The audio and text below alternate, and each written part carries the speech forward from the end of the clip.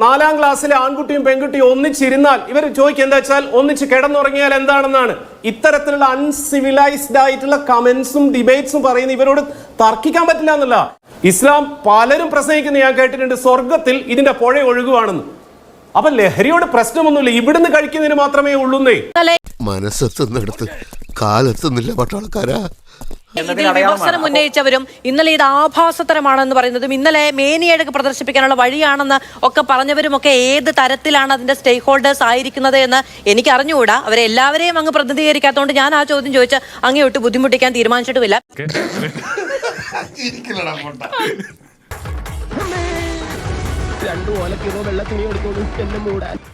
ഇന്ത്യയുടെ സംസ്കാരവുമായി ബന്ധപ്പെട്ട ഈ ഭൂമിയുമായി ചരിത്രാതീത കാലം മുതൽ ബന്ധമുണ്ട് എന്നൊക്കെ മറ്റു ചിലർ അഭിപ്രായപ്പെടുന്ന കാര്യങ്ങൾ മാത്രം ഇവിടെ മതിയോ? അത്തരം വിശ്വാസങ്ങളും ആചാരങ്ങളും ഒക്കെ മതിയോ? നിങ്ങൾ സമ്മതിച്ചു കൊടുക്കോ?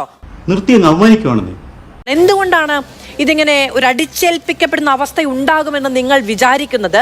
ഇത് നടപ്പിലാക്കിയ രീതിയെ സംബന്ധിച്ചാണ് നമ്മൾ ചോദ്യം ചെയ്തുകൊണ്ടിരുന്നത്, അല്ലെങ്കിൽ നമ്മൾ ഉന്നയിച്ച പ്രശ്നങ്ങളിൽ ഒന്ന്. ഇത് ജനാധിപത്യമായ ഒരു മര്യാദയിലല്ല. നിങ്ങൾ എന്ത് വിവരക്കാനാണ് ഈ പറയുന്നത്?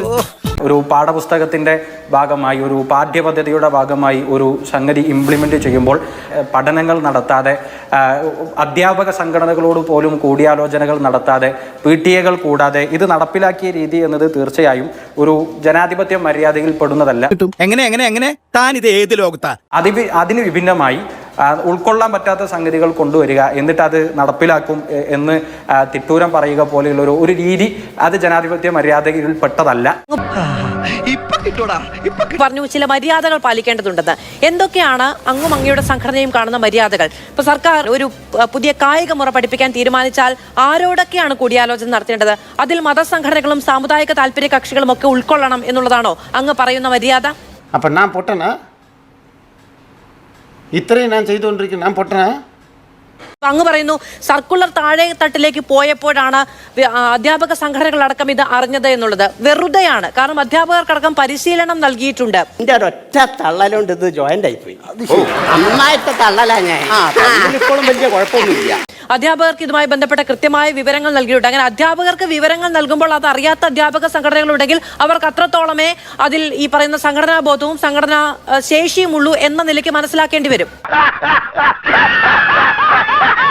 ഒരു സംഗതി പരീക്ഷിക്കാൻ പറ്റുന്ന ഇടമാണോ നമ്മുടെ പൊതുവിദ്യാഭ്യാസം, അല്ലെങ്കിൽ നമ്മുടെ പൊതു വിദ്യാഭ്യാസ സ്ഥാപനങ്ങൾ എന്ന് പറയുന്നത് ഒരു പരീക്ഷണം നടത്താനുള്ള സ്ഥലമാണെന്ന് ഒരിക്കലും ഞങ്ങൾ അതിൽ വിശ്വസിക്കുന്നില്ല. അങ്ങനെ കാഴ്ചപ്പാടില്ല.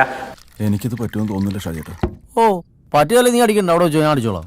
പഠനങ്ങളുടെ അടിസ്ഥാനത്തിലാണ് എല്ലാ കാര്യങ്ങളും ഉണ്ടാകേണ്ടത്. ദൗർഭാഗ്യവശാൽ നമ്മുടെ ഈ സ്റ്റേക്ക് ഹോൾഡേഴ്സ് എന്നൊക്കെ പറയുമ്പോൾ ഇന്നലെ ഇതിൽ വിമർശനം ഉന്നയിച്ചവരും ഇന്നലെ ഇത് ആഭാസതരമാണെന്ന് പറയുന്നതും ഇന്നലെ മേനിയഴക് പ്രദർശിപ്പിക്കാനുള്ള വഴിയാണെന്ന് ഒക്കെ പറഞ്ഞവരും ഒക്കെ ഏത് തരത്തിലാണ് അതിന്റെ സ്റ്റേക്ക് ഹോൾഡേഴ്സ് ആയിരിക്കുന്നത് എന്ന് എനിക്ക് അറിഞ്ഞുകൂടാ. അവരെ എല്ലാവരെയും അങ്ങ് പ്രതിനിധീകരിക്കാത്തതുകൊണ്ട് ഞാൻ ആ ചോദ്യം ചോദിച്ച് അങ്ങോട്ട് ബുദ്ധിമുട്ടിക്കാൻ തീരുമാനിച്ചിട്ടുമില്ല.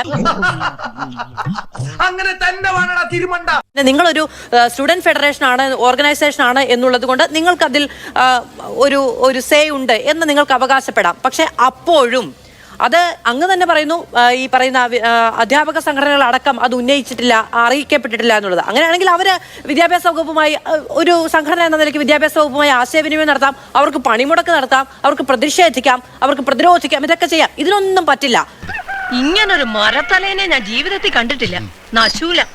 കാരണം അതൊക്കെ ചെയ്യുകയാണെങ്കിൽ സർക്കാരിന്റെ നടപടി വരും.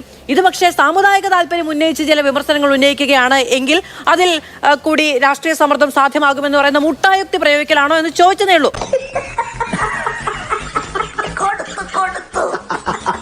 ഈ സൂംബ ഡാൻസ് ചെയ്യാന്നുള്ളത് സൂംബ ഡാൻസ് എന്നാണ് ഇവര് വീഡിയോ കാണുന്ന പോലത്തെ സാംബ ഡാൻസ് അല്ല എന്ന് ആദ്യം പറയട്ടെ. ഇവനെ സൂക്ഷിക്കണം, അവന്റെ വാക്കിന് സൂചിവിനയുടെ മൂർച്ച. ഇനി ഇതിന്റെ ഒരു കാര്യം, 1990s നമുക്ക് അറിയുന്ന പോലെ സൂംബ വരുന്നത്. ഇന്ന് നിലവിൽ ലോകത്ത് 180-ലേറെ രാജ്യങ്ങളിൽ അത് ഫിസിക്കൽ ട്രെയിനിങ്ങിന്റെയും സ്പിരിച്വൽ ട്രെയിനിങ്ങിന്റെയും ഇമോഷണൽ ട്രെയിനിങ്ങിന്റെ ഒക്കെ ഭാഗമായിട്ട് കരിക്കുലത്തിന്റെ കൂടെ ഭാഗമായിട്ടുണ്ട്. ലോകത്ത് 2 രാജ്യങ്ങളിലാണ് സൂംബ കളിക്കാൻ പാടില്ലാത്തത്. അതൊരു ഫാക്റ്റ് ആണ്. ആ ഫാക്ട് ഞാൻ പറയാണ്. ഇത്രയും വിധികളായ മലയാളികളെ ഞാൻ ആദ്യമായിട്ട് കാണുകയാണ്. അതൊന്ന് ഇറാനിലാണ്, രണ്ടാമത്തെ അഫ്ഗാനിസ്ഥാനിലാണ്. കേരളത്തിൽ സ്കൂളുകളിൽ സൂംബ ചെയ്യാൻ പാടില്ല എന്ന് പറഞ്ഞാൽ അവരോട് വളരെ വിനീത വിധേയരായിട്ട് പറയാൻ ഒരു കാര്യമുള്ളൂ. ഇത് ഇന്ത്യ മഹാരാജ്യമാണ്, അഫ്ഗാനിസ്ഥാൻ അല്ല, ഇറാൻ അല്ല, ഇതൊരു സെക്യുലർ രാഷ്ട്രമാണ്.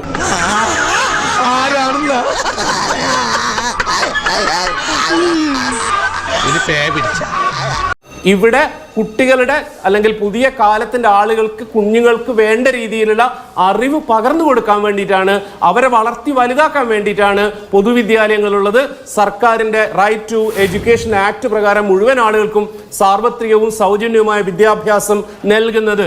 നിങ്ങൾ വിശ്വസിച്ചുകൊള്ളൂ ഭൂമി ഉരുണ്ടിട്ടാണെന്ന്, നിങ്ങൾ വിശ്വസിച്ചുകൊള്ളൂ പന്നി എന്നുള്ളത് വിഷ്ണുവിന്റെ അവതാരമാണെന്ന്, നോ പ്രോബ്ലം. പക്ഷേ സ്കൂളിൽ വെച്ചിട്ട് പന്നി ദൈവമാണെന്നും ഭൂമി പരന്നിട്ട് പഠിപ്പിക്കണം എന്നും പറഞ്ഞാൽ അത് നടപ്പില്ല. ഒരു കുഴപ്പമില്ല, സന്തോഷമുള്ള മക്കളെ, സന്തോഷായി. അവർക്ക് കിട്ടുന്ന അറിവും എക്സ്പീരിയൻസും ഒക്കെ എനിക്കും ഇവിടെ വിസത്തിന്റെ പ്രതിനിധിയായിരിക്കുന്ന ആൾക്കും മാധുവിനും അല്ലെങ്കിൽ നൗഷാദ് അലിക്കും കിട്ടിയതിനേക്കാൾ എത്രയോ അഡ്വാൻസ്ഡ് ആണ്. ആ കുട്ടികളുടെ അടുത്ത് ഈ മാതിരി ന്യായവും പറഞ്ഞു പോയാൽ അവർ നിങ്ങളെ പുറങ്കാല് കൊണ്ട് തൊഴിച്ചു വിടും. ഇവർക്ക് എന്താണ് പ്രശ്നം അത് ഇവർ പറയട്ടെ. അധ്യാപക സംഘടനയോട് ആലോചിച്ചിട്ടില്ല എന്നുള്ളത് അധ്യാപക സംഘടനയല്ലേ പറയേണ്ടത്? വിസ്ഡം സ്റ്റുഡൻസ് എന്ന് പറഞ്ഞ ആളുകളാണോ പറയേണ്ടത്? എന്തൊക്കെ വൃത്തികേടുകളാ വിളിച്ചു പറയുന്നത്? ആണും പെണ്ണും ഒന്നിച്ചു തുള്ളുക, ആണും പെണ്ണും ഒന്നിച്ചു തുള്ളുന്നതല്ലോ.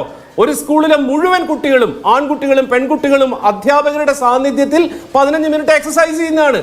ഇവരതിലെന്തിനാണ് ഈ ലൈംഗികത മാത്രം കാണുന്നത്? എന്തെങ്കിലും കുറ്റം കണ്ടുപിടിച്ച് തടസ്സം. എന്താണ് നിങ്ങളുടെ പ്രശ്നം എന്ന് നേരത്തെ ഡോക്ടർ പ്രേംകുമാർ പറയുന്നുണ്ടായിരുന്നു. എന്താണ് പ്രശ്നം? പൊതുവിദ്യാഭ്യാസം എന്ന് പറഞ്ഞാൽ ഈ രാജ്യത്തെ എല്ലാവർക്കും ചേർന്ന് നിൽക്കാൻ പറ്റുന്നതാവണമല്ലോ, ഇൻക്ലൂസീവ് ആവണമല്ലോ.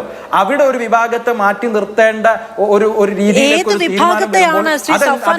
മാറ്റി നിർത്തിയിരിക്കുന്നത് അത് വിദ്യാഭ്യാസ വകുപ്പ് മാറ്റി നിർത്തണം എന്ന് പറയുകയല്ലോ.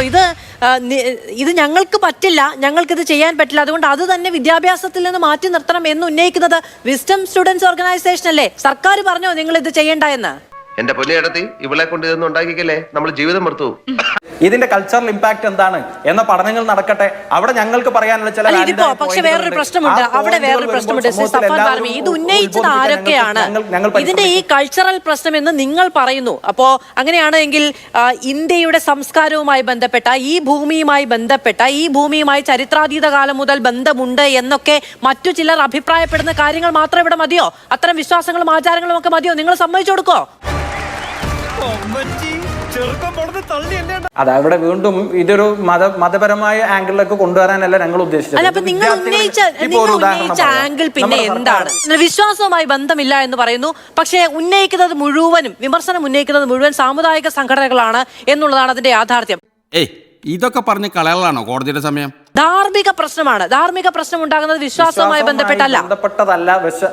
ധാർമ്മിക പ്രശ്നമാണ്, അത് വിശ്വാസത്തിന്റെ പ്രശ്നമാണ്. അതിലേക്ക് കുറച്ചു മുമ്പ് ഇത് വിശ്വാസ പ്രശ്നമല്ല എന്ന് പറയുന്നത് എവിടെയെങ്കിലും ഒരിടത്ത് നിൽക്കൂ. നീ എവിടെയെങ്കിലും ഉറച്ചു നിൽക്കടാ നായിന്റെ മോൻ. ഒരു മതപരമായ ആംഗിളിലേക്ക് കൊണ്ടുവരാനല്ല ഞങ്ങൾ ഉദ്ദേശിച്ചത്. മൈക്ക് വെച്ചെടുത്തൊക്കെ കയറി നിന്ന് ഈ തരത്തിലുള്ള, ഞാൻ പറഞ്ഞല്ലോ, ആവർത്തിച്ച് പറയാൻ കഴിയാത്ത തരത്തിലുള്ള പരാമർശങ്ങൾ നടത്തുക ആഭാസമാണ്, ധാർമ്മികതയല്ല, അത് പ്രദർശിപ്പിക്കാനുള്ള രീതിയാണ് എന്നൊക്കെ പറയുക. ആ നിലയ്ക്ക് കുഞ്ഞുങ്ങളെയും അവരുടെ മാതാപിതാക്കളെയും സ്വാധീനിക്കുക എന്ന് പറയുന്നിടത്താണ് യഥാർത്ഥത്തിൽ ധാർമ്മിക പ്രശ്നമുള്ളത് എന്ന് ചൂണ്ടിക്കാണിച്ചു എന്നേ ഉള്ളൂ. അത് ശരിയാ. ഞാൻ ചോദിക്കട്ടെ, ഭൂമി ഉരുണ്ടിട്ടാണെന്നാണ് സയൻസ്, ഭൂമി പരന്നിട്ടാണെന്നാണ് മതം. അപ്പം ഉരുണ്ടിട്ടാണെന്ന് പഠിപ്പിക്കുന്ന സമയത്ത് ചർച്ച നടത്തിയിട്ട് ത്രികോണാണെന്ന് പഠിപ്പിക്കാനാണോ? നിങ്ങൾ എന്താണ് പറയുന്നത്? സൂംബ എന്നുള്ളത് നല്ലൊരു റിലാക്സേഷൻ വർക്ക്ഔട്ട് ആണ്, നല്ല കാര്യമാണെന്ന് നൗഷാദ് അലിക്കും ബോധ്യമുണ്ട്, എല്ലാവർക്കും ബോധ്യമുണ്ട്. ഇവരാണെന്ന് വെച്ചാൽ ഇതിനെതിരെ പറയുന്നതിന്റെ അടിസ്ഥാനം ഒരു സംശയവുമില്ല, സ്ത്രീ വിരുദ്ധതയാണ്. തന്റെ ഈ പെണ്ണുങ്ങളെ കാണുമ്പോൾ പരവേശം പരാക്രമം ഉണ്ടല്ലോ, അത് ഇന്നോട് അവസാനിപ്പിച്ചോണം, ഇല്ലെങ്കിൽ കൂടും കൊടുക്കെടുത്ത് ഞാൻ കോടമാകത്തോട് പറഞ്ഞേക്കും. പച്ചയായ സ്ത്രീ വിരുദ്ധതയാണ്. ഇതിന്റെ റൂട്ട് കിടക്കുന്നതിന് ഇപ്പൊ ലോകത്ത് വിശേഷിപ്പിക്കാൻ വരുന്ന പദം താലിബാനിസം എന്ന് തന്നെയാണ്. അതുകൊണ്ട് നിങ്ങളെ താലിബാൻ എന്ന് വിളിച്ചു എന്ന് പറഞ്ഞ് എന്നെ സംഖ്യയാക്കിയിട്ട് കാര്യമൊന്നുമില്ല. അതൊക്കെ കേട്ടിട്ട് പേടിക്കുന്ന കുറച്ചു കാലം കഴിഞ്ഞതാണ്. ഇവർക്ക് പച്ചവെള്ളത്തിന് തീപിടിപ്പിക്കുന്ന വർഗീയത കേരളത്തിൽ ഏറ്റവും കൂടുതൽ പ്രചരിപ്പിക്കുന്ന ജമാഅത്തെ ഇസ്ലാമി എന്നൊരു സംഘടന സെക്യുലർ സംഘടനയാണ് എന്ന്, നല്ല കൂട്ടരാണെന്നുള്ള സർട്ടിഫിക്കറ്റ് കഴിഞ്ഞ ആഴ്ച കൊടുത്ത VD സതീശന് ഇവർ ഇന്ന് ഇങ്ങനെ വന്ന് പറയുന്നതിന്റെ ഉത്തരവാദിത്വമുണ്ട്. ധാർമ്മിക ഉത്തരവാദിത്വമുണ്ട്. അദ്ദേഹം അത് ഏറ്റെടുത്തേ പറ്റുള്ളൂ. നമ്മൾ അതല്ല കോൺഗ്രസിൽ നിന്നും VD സതീശനിൽ നിന്നും പ്രതീക്ഷിക്കുന്നത്, നൗഷാദ് അലിയിൽ നിന്ന് പ്രതീക്ഷിക്കുന്നത്. നിങ്ങൾ കൊടുത്ത സർട്ടിഫിക്കറ്റിന്റെ കൂടെ ബലത്തിലാണ് ഇവർ ഇങ്ങനെ ഉറഞ്ഞു തുള്ളുന്നതെന്ന് തന്നെ കേരളത്തിലെ രാഷ്ട്രീയം നോക്കുന്ന എനിക്ക് പറയാൻ പറ്റും. അവനെ കൊണ്ട് അതിനൊന്നും ആവൂലെന്നേ. ഈ ഏരിയ കണ്ടുവരുന്നു. ഇവിടുത്തെ നാട്ടുകാർക്ക് എന്റെ വ്യക്തിപരമായ പേര് ഞാൻ നന്ദി രേഖപ്പെടുത്തിക്കൊള്ളുന്നു. ഒന്ന് സബ്സ്ക്രൈബ് ചെയ്തിട്ട് പോടാ.